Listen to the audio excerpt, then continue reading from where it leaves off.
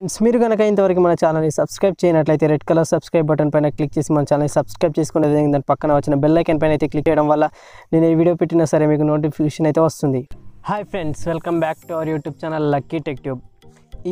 ఈ వీడియోలో black fungus గురించి అయితే తెలుసుకుందాం.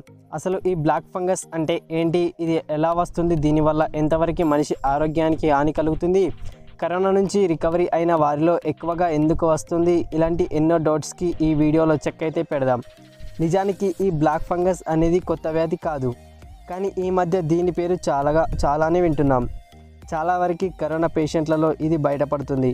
ఈ వ్యాధి అనేది ఒక మనిషి ఎక్కువ రోజులు ఐసీయూలో ఉండడం కానీ ఎక్కువగా హాస్పిటల్లో ఉండడం, చాలా రకాల మెడిసిన్స్ వాడడం వల్ల వస్తుంది. చాలా వరకు డయాబెటీస్ ఎక్కువగా ఉన్నవారికి ఈ వ్యాధి అనేది సోకుతుంది. ఈ బ్లాక్ ఫంగస్ని గుర్తించడం ఎలా? ముక్కు మరియు కన్నులు ఎరుపు రంగులోకి మారటం, తీవ్రమైన తలనొప్పి, జ్వరం, ఊపిరి తీసుకోవడానికి ఇబ్బంది పడటం, రక్తస్రావం అనేవి బ్లాక్ ఫంగస్కి లక్షణాలు అని చెప్పొచ్చు. కరోనా లాగానే ఇది కూడా ఒకరి నుంచి ఒకరికి వ్యాపిస్తుంది అంటే అలాంటిది ఏమి ఉండదు. ఇది ఒకరి నుంచి మరొకరికి వ్యాపించదు. కానీ బ్లాక్ ఫంగస్ అనేది చాలా ప్రమాదకరమైన వ్యాధి అని చెప్పొచ్చు.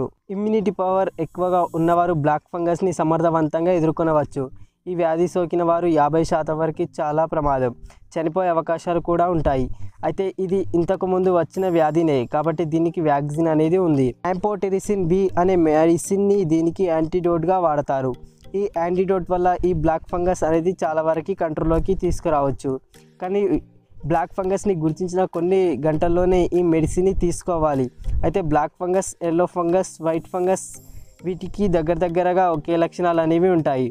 కరోనా నుంచి కోలుకున్న వారు జాగ్రత్తగా ఉండడం అనేది చాలా ముఖ్యం.